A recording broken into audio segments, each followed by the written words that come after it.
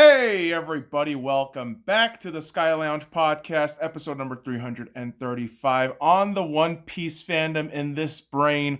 Overanalysis, paralysis, yes, boys and girls. Despite all the sports paraphernalia behind me and having no related memorabilia tied to the topic, I am going to be talking about One Piece, the anime manga that is a sensational hit that you should be watching if you aren't already, but let me warn you, it is a rabbit hole of an anime manga series where if you get in, there is no way out.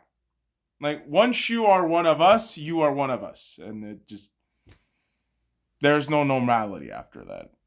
It is what it is. But the great thing about this manga series is that it's been around since 1997, July 22nd, 1997 to be exact, created by mangaka Eiichiro Oda, and he is just an absolute genius with this manga series selling 480 million copies in circulation in 43 countries worldwide, making it the best-selling manga to date, and it has broken the Guinness World Book of Record for most books sold by one author, if I'm not mistaken, on that title there for Oda.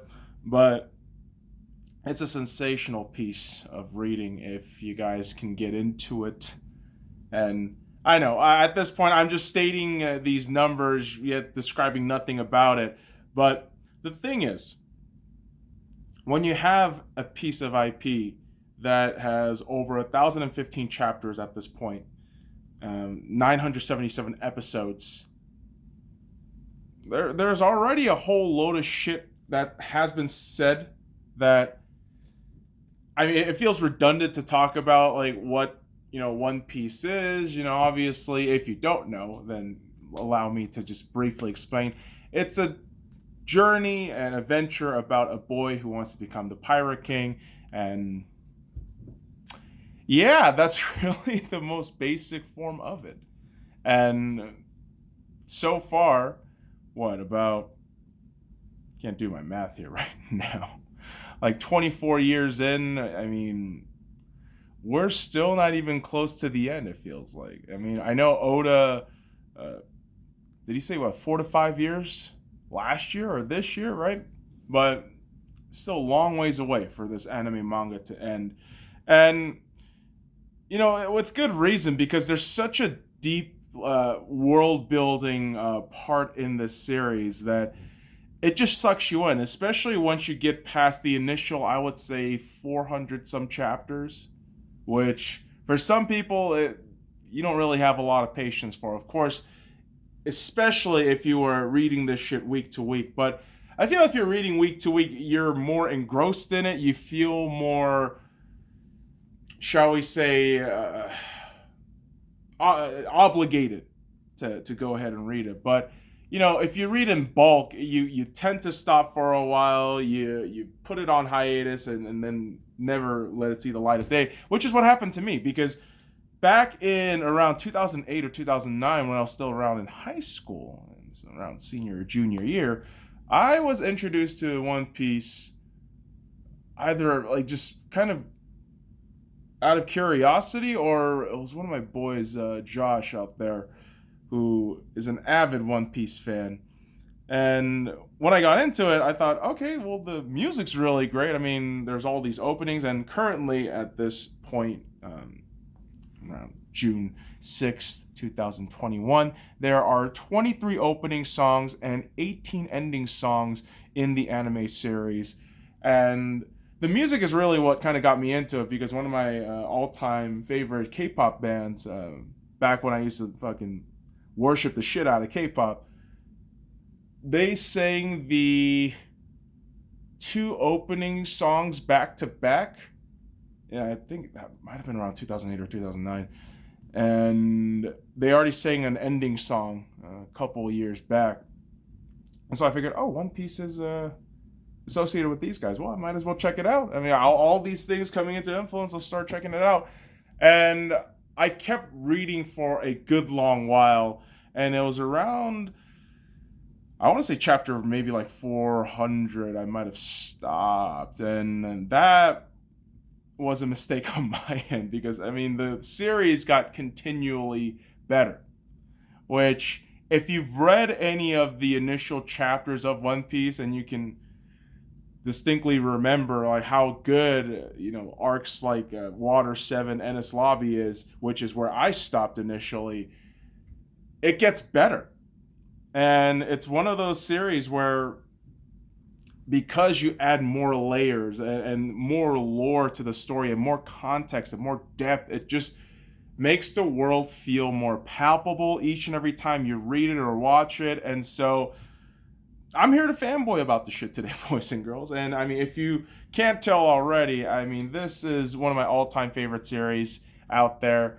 Right up there with Dragon Ball Z, fucking JoJo's Bizarre Adventure, which is the anime series that I was fawning over last year. And right now, I'm in the middle of reading that manga series and trying to catch up to the recent JoJolian part of the manga. Which, again, if you're not familiar with any of this shit like manga or anime, this is all fucking just nonsense polyglyph, hieroglyphic writing and shit. Polyglyph is part of the One Piece lore, which I just have to fucking throw out there for you motherfuckers on this episode. But listen, man, something about One Piece is just so great. And it's not just because it's so popular that you like it. It's the universal stories within the story, the main story of a boy wanting to be becoming a pirate king, all the little micro stories inside of this anime / manga series that just makes it a masterpiece, in my opinion. Now, are there flaws? Of course there is. Nothing's perfect, but once you accept some of the flaws as kind of a niche piece of One Piece, you just willingly accept a lot of shit, which, boys and girls, listen. Some people accept, frivolous personality behaviors of sociopaths and psychopaths, but what's wrong with embracing some of the flaws and weirdness of an anime manga series? Fucking weeb. Yeah, go fuck yourself. One Piece is amazing. And you're not gonna call me any names to change my mind on that shit. You're not. But the thing with One Piece that I do get irritated with more recently, because I have now caught up over the last 3 months, which I just kind of pushed myself to just read from start to finish. And certainly there are days where I would read more than I would on other days. And certain days I would just try to zoom past shit as fast as I can. But now that I'm caught up, the one thing that I am finding a little more irritating is the occasional breaks, or the 2-week breaks, which at this point, I mean, if I was reading this shit at 21 and reading every week, and then somehow some shit happens where Oda takes a break, I would have flipped the fuck out. But now it's more like, I understand, you want to take your fucking mind off this shit.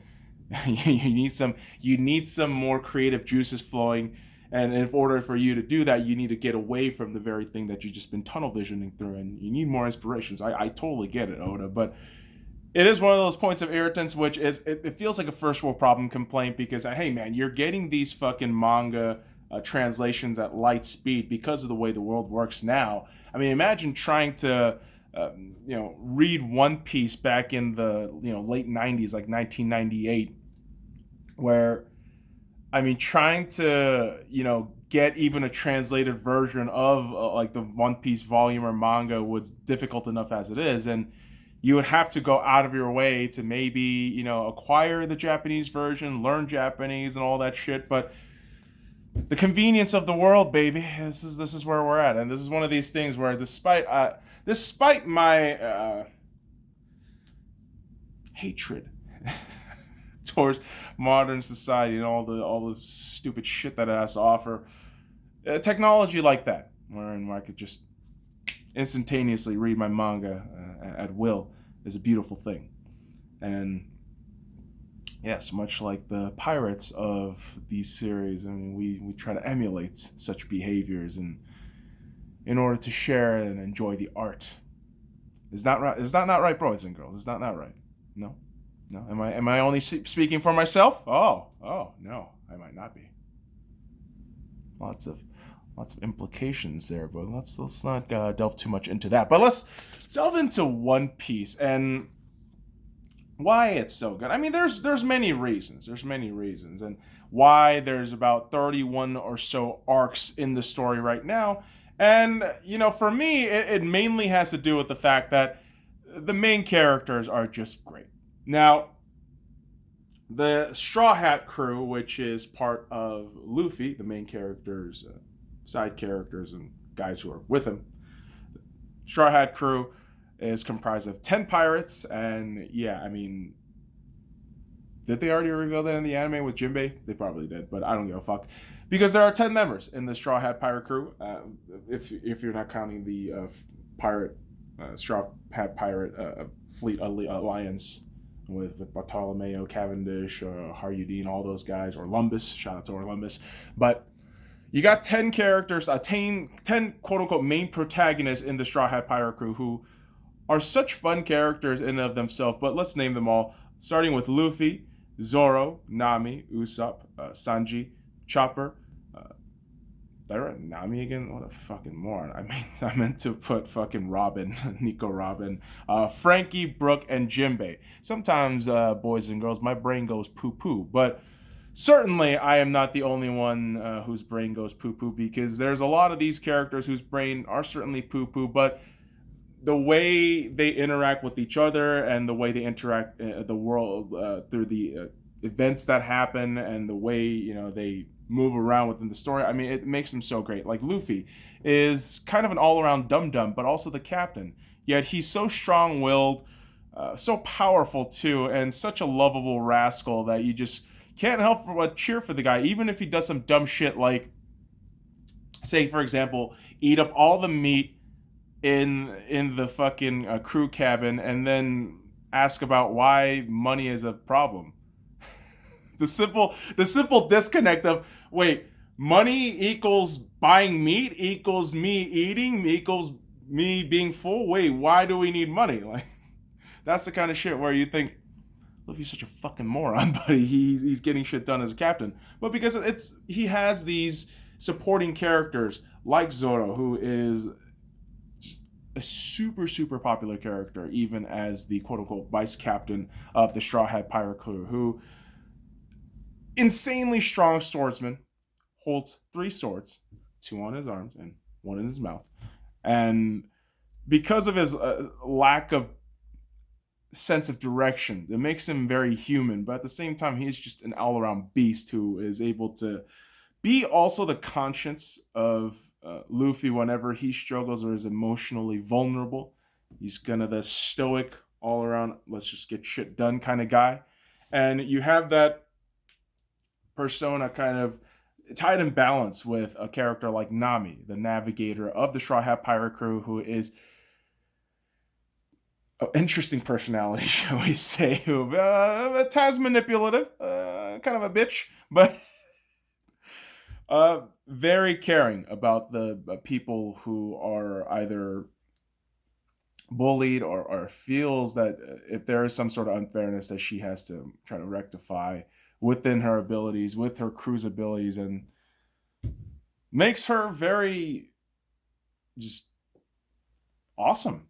Even though, I mean, you would feel like, it feels like at times in the initial parts of One Piece earlier on, she had kind of the Sakura vibe of, maybe she's just kind of useless. Maybe she won't be able to fight. But no, like, she's tactically sound. She's able to be calm within the presence of danger, like when navigating through the dangerous seas, like we see in the latest arcs of Wano, where you're trying to trek your way into this island, this no man's island where no real outsiders can come in. And so you got someone like that, and the God Man himself, Usopp, who is one of the greatest liars ever, and someone who is able to manifest his words into existence. And this is a guy who has said in the very first parts of One Piece that he's going to be one of the greatest warriors of the sea, and sure enough, I mean, we're seeing that shit kind of manifest itself throughout the journey, throughout the 1,000 or so chapters.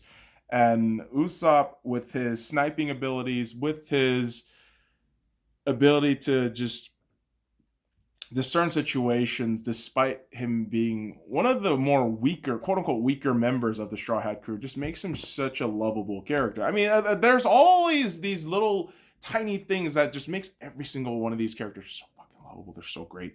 And this is a huge testament to Oda because, yeah, the first 5 characters, Luffy, Zoro, Nami, Usopp, Sanji, are all introduced before the characters go through the little dividing segment called the Grand Line, where pirates enter a realm of danger and really an area and islands wherein they'll face just innumerable. I'm losing my fucking words here. An insurmountable amount of challenges for them to try to surpass and get to the New World, which is the segment after the Grand Line. And when these 5 characters are introduced, you just feel, okay, I mean, we already have our solid 5. I mean, we don't have to add more. But when you get introduced to Sanji, and it feels kind of like this finality to the group, because he has this kind of all-around coolness. I mean, he's the guy who never uses his hand because that's there to cook and just kicks the shit out of people. I mean, it's great. But then you get introduced to characters like Chopper, Nico Robin, Frankie, Brooke, and Jinbei throughout the course of the story, just unfolding itself naturally. And it just feels right. And none of these feels forced. Like Chopper becoming a piece of the team because Nami gets sick whilst being on an island that's over 100 years old. I mean, which I didn't have any fucking possible way when Nami and the gang were traveling to heal her. Sets off to Drum Island, gets Chopper, and Chopper is able to use his skills to heal Nami. And Nico Robin's kind of the same deal where they fight off a rebellion, or really a coup d'etat takeover of a kingdom in the arc known as Alabasta. And Nico Robin joins them after, and Frankie kind of the same way where Ennis Lobby, where Nico Robin is a very pivotal piece in the story. Frankie's able to join after. Brooke, kind of the same thing with Thriller Bark. Jinbei, almost the same thing after Wedding Cake, or not the Wedding Cake, Whole Cake Island arc, but more so solidifying himself as a member in the Wano country. And the reason why I'm not getting too much into these 5 latter characters is because it's unfortunate, but at times Oda just makes them kind of ancillary. Even though they do feel fleshed out, but more recently they feel as though more kind of in the background, just chilling like a villain, but not really villains. But it's characters like those that just makes you appreciate Oda as a writer, because despite them feeling like ancillary characters, you know they're vital characters. You know, anytime even if Chopper gets mentioned like 2 or 3 panels in the latest chapters, you feel the presence, you feel the significance of it. And that's a huge shout out to Oda for being able to develop that level of emotion and context and depth through the years. And so, yeah, when they first get introduced, there's a lot of, oomph factor. But yeah, with the latter 5, I feel personally they kind of subdued themselves a little bit. Except Brooke. Shout out to Brooke. I mean, he got a whole fucking thing in Whole Cake Island arc, and that was pretty damn awesome for him to be kind of an MVP of that. But again, if you don't know what I'm talking about, kids, subject yourselves to some One Piece, or go on the YouTubes. Find some YouTube reviews. I mean, shout out to Grand Line Review, who is one of those YouTube channels I was, kind of hesitant to watch, but kind of similar to Geekdom 101 with Dragon Ball Z. Very concise, very very solid with their explanation and their opinions about subjects in One Piece, or in Geekdom's case, Dragon Ball Z. But man, it's one of these animes and mangas you just get into despite what people would think, like, oh, it's a long ass fucking anime manga series. Why the fuck would you read it? Because it's great. And because it's so long, and it's because it's so much fucking content, that you feel like, ooh, you can just go on forever, and you can just appreciate more and feel that the world is more breathable and livable. And again, when you have 31 arcs between 1997 and now in 2021, I mean, it's a massive shout out. I mean, look at this, man.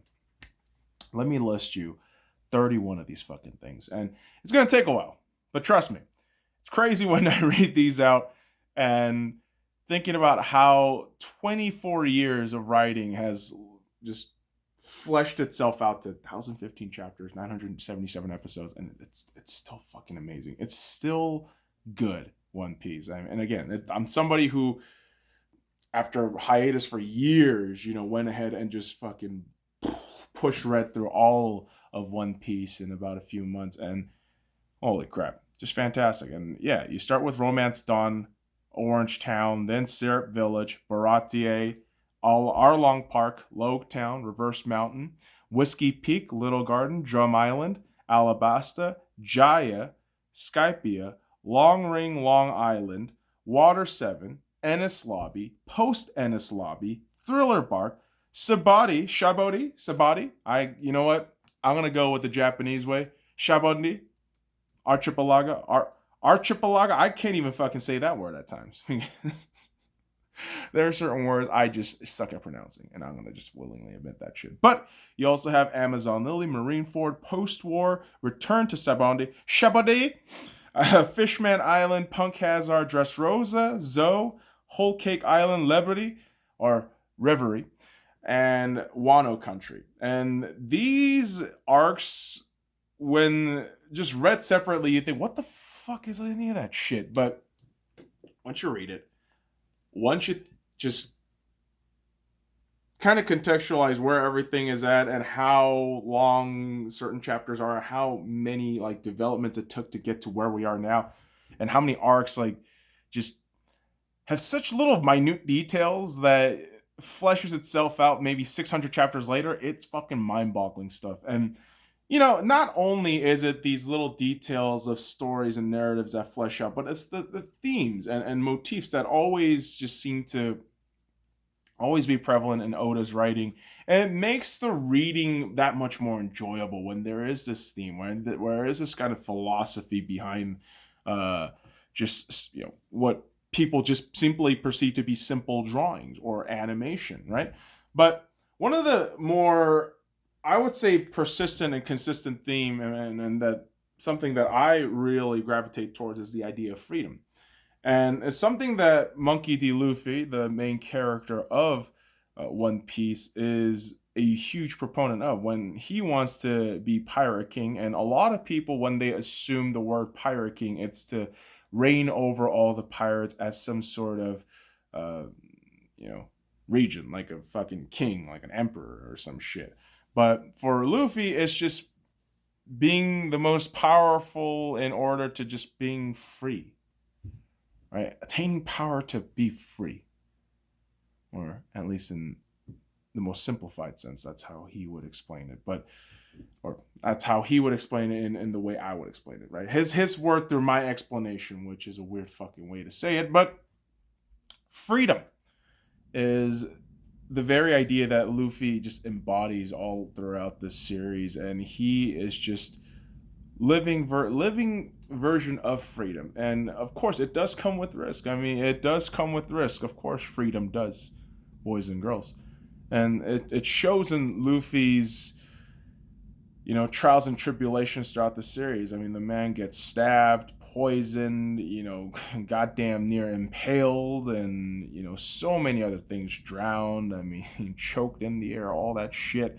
But still, his fight for freedom continues, and he will never really stop until he reaches his goal of becoming Pirate King. And that is his freedom. And it's such a powerful theme that just continues to reel you in and just